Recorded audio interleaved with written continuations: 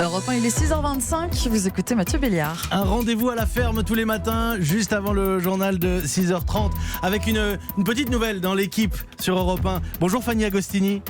Bonjour Mathieu, bonjour à tous. Je tiens à le préciser, tous les matins, nous allons vous retrouver en direct de votre ferme à Boissey, en Haute-Loire. Vous vous êtes installé, vous avez quitté Paris, la vie des médias, puis on vous a rattrapé au vol pour nous raconter justement votre quotidien. Alors, j'ai envie de vous demander comment ça va à la ferme ce matin pour une première. Vous avez terminé, je crois, des clôtures ce week-end, Fanny.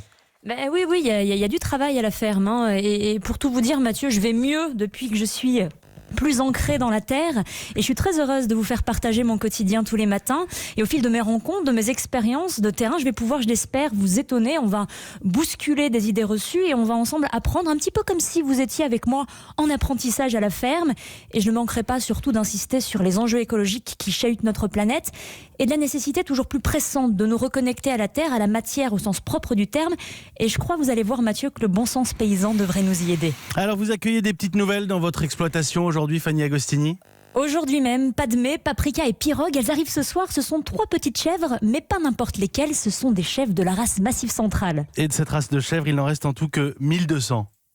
Il y en a plus que 1200, c'est vrai que c'est triste, on n'a pas idée. Quand on parle d'espèces en danger, on imagine que c'est plutôt la biodiversité sauvage qui s'éteint, les rhinocéros blancs, les pandarous, etc. Pourtant, certaines espèces en danger d'extinction sont parfois bien plus proches de nous et bien loin d'être sauvages. C'est le cas de la chèvre du Massif Central, mais entre autres, il y a aussi le baudet du Poitou, le mouton avranchin, la vache ferrandaise. Je pourrais comme ça vous en citer des dizaines. Qui n'ont l'air de rien comme ça, on pense effectivement aux rhinocéros blancs, à l'ours polaire, mais nos chèvres aussi sont menacées. Quelles sont les causes de cette disparition, Fanny ? C'est un grand classique, c'est la productivité, ce qui empêche les souches locales de prospérer. Et dans le cas de la chèvre du Massif Central, elle a été fortement concurrencée à partir des années 60 par de nouvelles races de chèvres venues de Suisse, comme l'alpine chamoisée.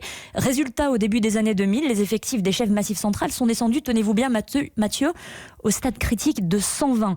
Alors heureusement, elle a pu repartir cette race, mais ce n'est pas le cas de toutes les espèces, comme l'Ogeron. C'était un cheval de trait français qui a payé le prix du développement de l'agriculture motorisée.